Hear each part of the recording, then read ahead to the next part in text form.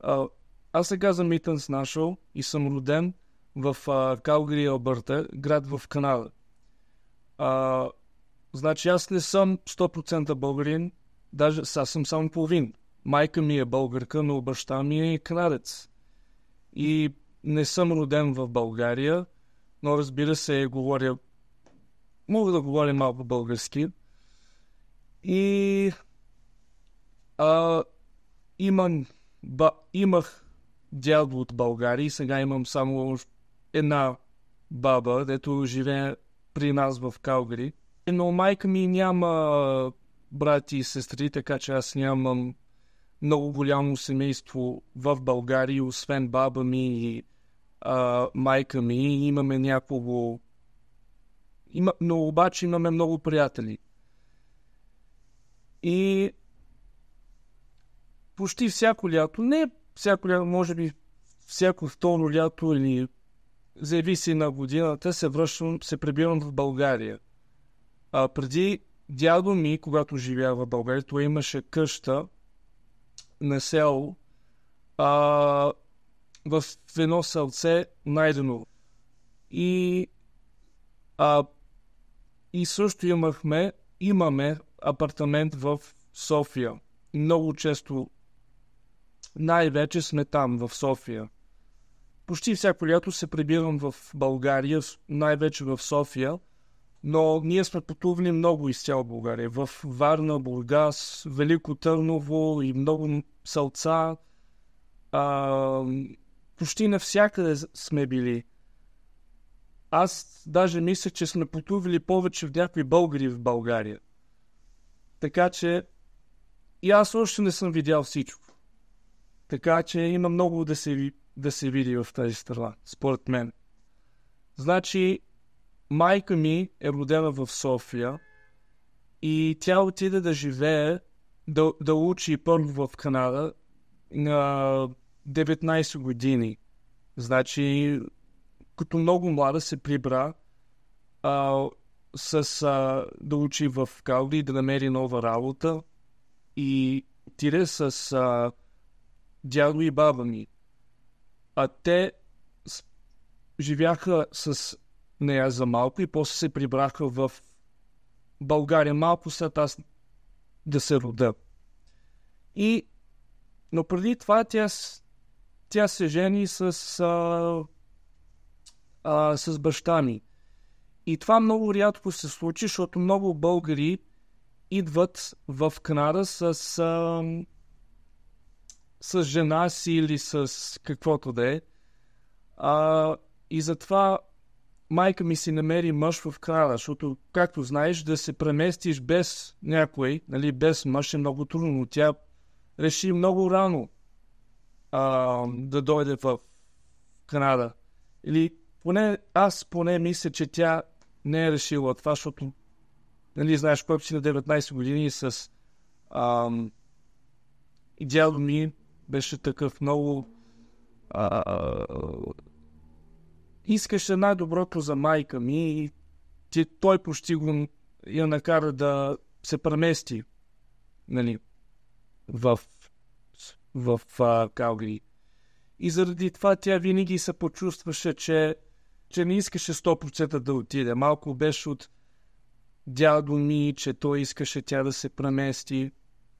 Но най-накрая си намери мъж и деца и в Калгари, как има много българи, си държиме връзка, правиме български партии и най-накрая си живееме добре, хубаво семейство имаме, връщаме се все пак в България всяко лято и майка ми, мисля, че тя обича България повече от всичките български майки, според мен.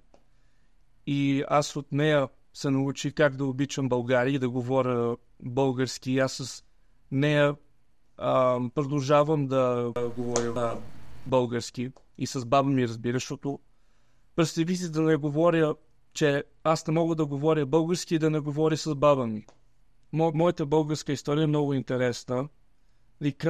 Аз разбира се, че обичам баща ми, но те винаги са били в Канада и това малко по-различна история, отколкото българската ни история. Така че да, интересно е, според мене. В Калгари има голямо българско държавство, имаме много български партии, имаме народни танци, както знаеш. И аз за много време отидах на българско училище. Майка ми накара всяка събота да отида на българско училище. И аз така, заради това си държих българската връзка. Но това е за мен само един час, защото аз, разбира се, съм отишъл в България много пъти. 1000 пъти съм обиколил навсякъде из България. И за мен това беше като лаунчпад, нали, за българската ми култура. И аз си научих, че аз съм по-различен от канадците, че имам българска култура, говоря български, съм православен християнин. Но за мен в Калгари, да, може би е зависимо. Според мен, ако не съм пътувал в България, ще да бъде малко различно. Аз съм много благодарен, че съм имал възможност да пътувам почти изцяло България. И когато си в България е нещо различно. Винаги, когато съм в България, има такава енергия, дето почувствам, че всеки българин го знае, нали, дето живее извън България, когато кацват в България, се почувстват нещо друго, някаква друга енергия. Аз това го почувствам, че това ми е, че аз I belong here. Не е баш толкова нещо, но за мен е особено дядо ми научи много неща за българска история и той ми обиколи и ми показа нали, исторически места из цяла България. И аз от него съм научил малко. Да, много от културата ми идва от българското държество в Калгари, но според мен най-много от културата ми дойде от България, от самата страна. Първо ще започна с татко. Значи, той е много мил човек и аз знам, че той много се влюби с майка ми и заради това нали, даде възможност да научиме български език, българска култура. Той даже знае няколко думи, дали може да даде разговор с баба ми и може да ни разбира в къщи, когато говорим с майка. Разбира се, той не говори с нас български, но може да ни разбира. Да, и той отиде в България, даже когато не е било, нали, толкова хубаво, както сега. И мисля, че е там, защото почти 70% от неговите приятели идва от майка ми. Тя е много социална, има много приятели. Мъжете на приятелките на майка ми стават приятелите на баща ми. И той така е научил българска култура. Българското държавство вижда таткови, което според мен те го виждат като българи някой път. Въпреки, че не е роден, разбира се, израсла в Калгари, но според мен е влязъл много добре в българската култура. Нали, ние бяхме в България миналото лято и аз с него така разглеждаме София, ходиме на барове, на кафенета заедно и той няма никакъв проблем. И той даже ми разсва, че той се почувства добре в България, че те даже искат да живеят в България заедно в бъдещето, като пенсионери. И да се гласуваш за това, нали, да се пенсионираш в България, нали, нормален човек, нормален канадец, може би няма да се гласува за това, но баща ми, защото е женен с майка ми и има много български приятели, дето му харесват и го виждат като Не само като приятел, но като български приятел. Нали? И според мен това е много важно нещо. И как съм се влюбил, че баща ми също се влюбил към това заради майка ми, защото тя е лъв, нали? Тя има много такава влюбена енергия и обича нас, обича приятелките си, обича мен и сестра ми. И те дават същата енергия на сестра ми. Сестра ми като мене. Тя също много обича България. Така че да, според мен това е тайната на майка ми. И да говорим това за децата, дето не говорят. Според мен това е най-лошото нещо, защото аз виждам колко се влюбва в България и колко това ми дава в живота. И жалко се почувствам за тези деца, дето не знаят как да говорят български, нямат никакви спомени в българското. Най-хубавите ми спомени според мен са България. Както обичам България, обичам и местата в България. Така че аз съм обиколил почти с цяла България и освен някого Белоградчик не съм бил и може би едни още Карлово не съм бил, едни малки селца не съм бил, но почти с цяла България съм обиколил и има много места, дето обичам и се хваля и искам да се презервират. Особено места с автентична българска архитектура. Значи архитектура, дето може да се види в Копривщица, в Стария Пловдив. За мен това е най-любимата ми архитектура в света, защото е автентично българско. Нали? Примерно в България имаме византийски църкви, където ни показва за българската история с Византиум. Имаме и тракийски разкопки, римски разкопки, но нали България идва след това. И най-любимите ми места в България са тези места, дето ни показват отдалечат България от други страни. Например, Стария Пловдив не можеш да го намериш в такава архитектура, никъде другаде можеш да го намериш и целия свят. Само в няколко места, нали, в Копривщица и много други селца, такава архитектура само можеш да ги намериш в България. И за мен тези места са най-специалните. Тези места, дето показват автентична българска култура.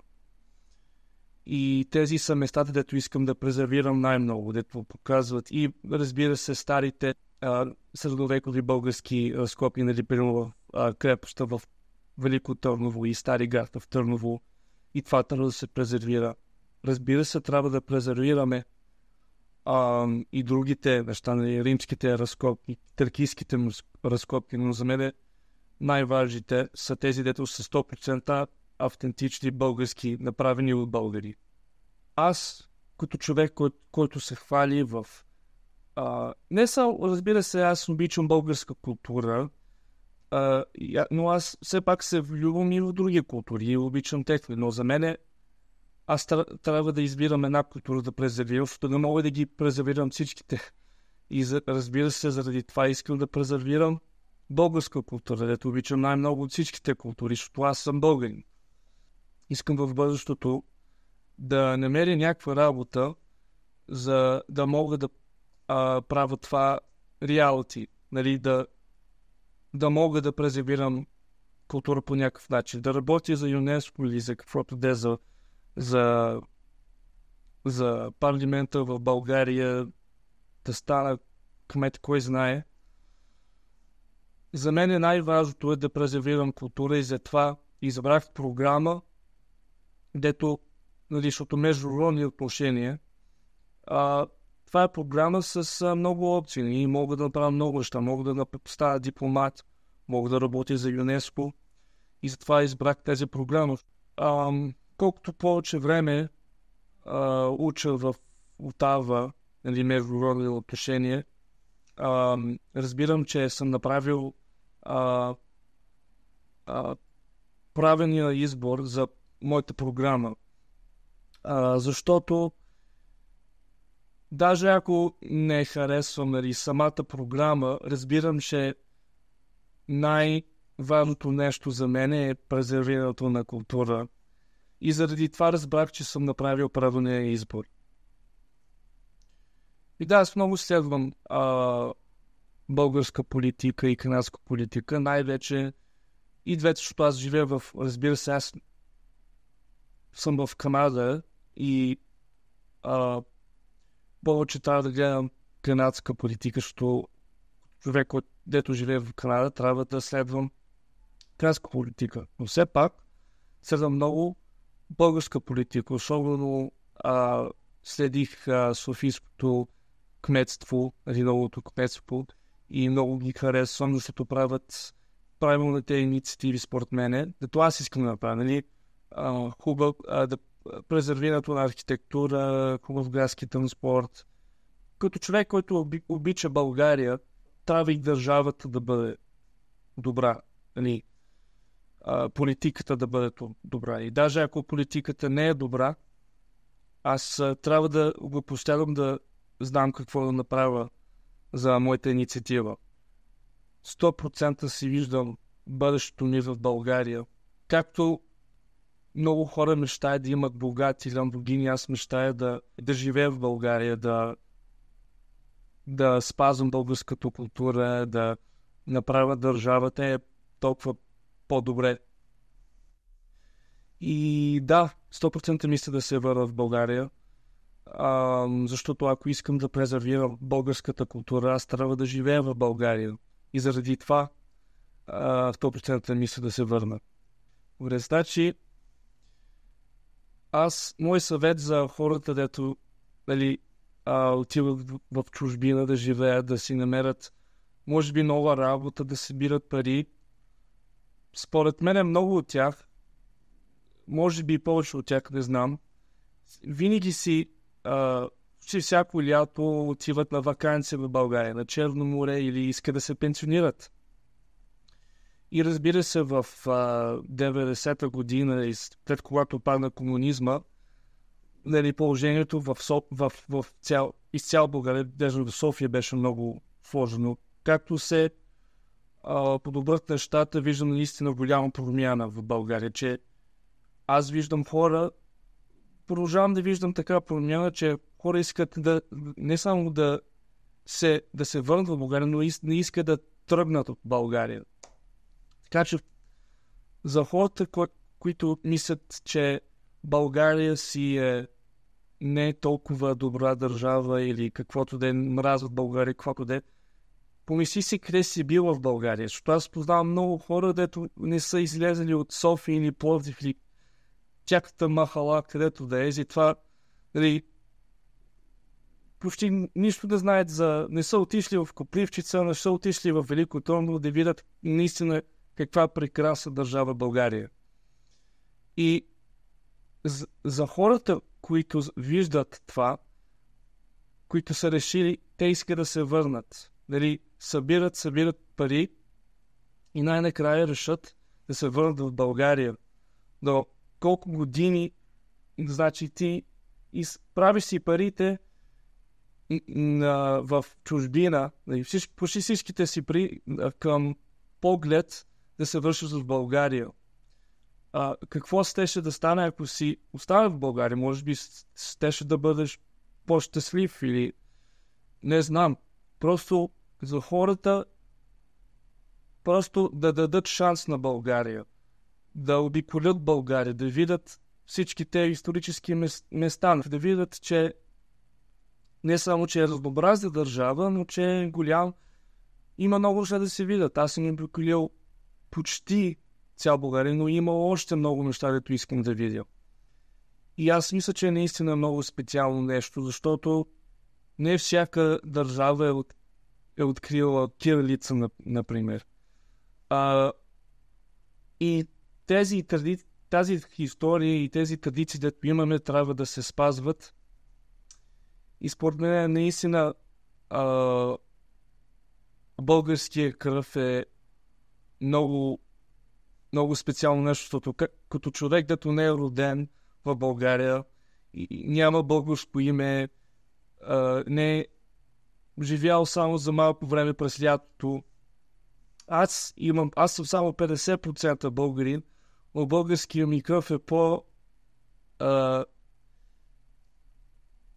как да кажа, е по-силен. Българския ми кръв е по-силен от другия ми кръв. Затова искам да отида в бъдещето в България и да презервирам българска култура.